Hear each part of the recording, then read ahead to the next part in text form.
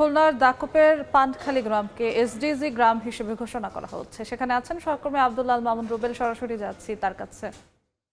রুবেল,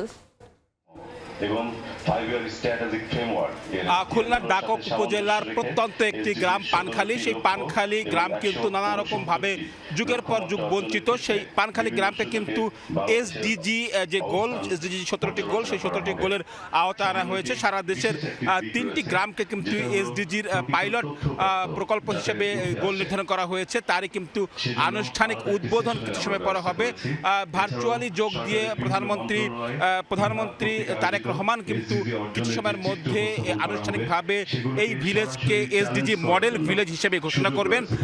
এই ঘোষণাকে কেন্দ্র করে কিন্তু এখানে পানখালী গ্রামের প্রত্যন্ত জায়গায় একটি স্কুল মাঠে অনুষ্ঠানের আয়োজন করা হয়েছে, যেখানে কিন্তু পানখালী ইউনিয়নের পানখালী গ্রামের বাসিন্দারা বাদেও, স্থানীয় বাসিন্দারা বাদেও জেলা প্রশাসন সহ বিভিন্ন ঊর্ধ্বতন যারা রাজনৈতিক নেতৃবৃন্দ, সামাজিক নেতৃবৃন্দ উপস্থিত রয়েছেন।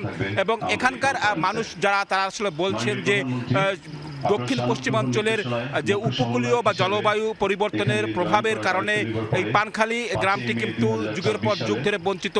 এখানকার মানুষ কিন্তু নিত্য লবণাক্ততার প্রভাবে এখানে কৃষি ফসল উৎপাদন হয় না। এখানে বেড়িবাঁধ ভাঙনের মুখে পড়ে, নদী ভাঙনের ফলে এই জায়গা থেকে কিন্তু যাতে আসলে উত্তরণ করা যায়, তার জন্য কিন্তু আসলে উন্নয়নের বিভিন্ন জায়গা আসলে নির্ধারণ করা হয়েছে। এসডিজি 17টি গোল রয়েছে, 17টি গোল কিন্তু ধাপে ধাপে এই গ্রামে আসলে পরিবর্তন করা হবে এমনটি প্রত্যাশা করছেন এখানকার মানুষ, এবং তারা এই ঘোষণায় কিন্তু দারুণ খুশি। তো আমার কাছে এই ছিল খুলনা থেকে যে এসডিজি প্রকল্পের, এসডিজির আওতায় যে গ্রাম ঘোষণা করা হবে তার আয়োজনের সবশেষ। সরাসরি যুক্ত ছিলাম খুলনায়।